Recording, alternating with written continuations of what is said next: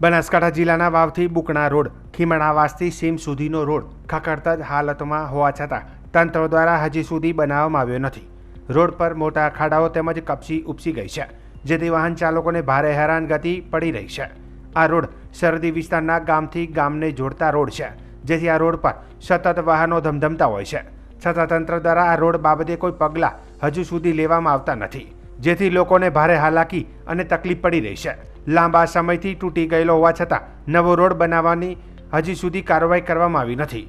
ખૂબ જ ખખડધજ રોડ હોવાથી વાહન ચાલકો તોબા પોકારી ગયા છે, પરંતુ તંત્રના પેટનું પાણી પણ હલતું નથી.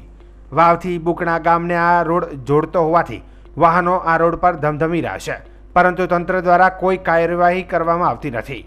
વાહન ચાલકને ઊંટ ગાડીમાં બેઠા હોય તેવો આ રોડ પરથી પસાર થતા અનુભવ થાય છે. અંદાજિત 2 વર્ષથી આ રોડ ખખડતા જ હાલતમાં જોવા મળી રહ્યો છે, ત્યારે તંત્ર દ્વારા આ રોડ વહેલી તકે બનાવવામાં આવે તેવી માંગ ઉઠી છે.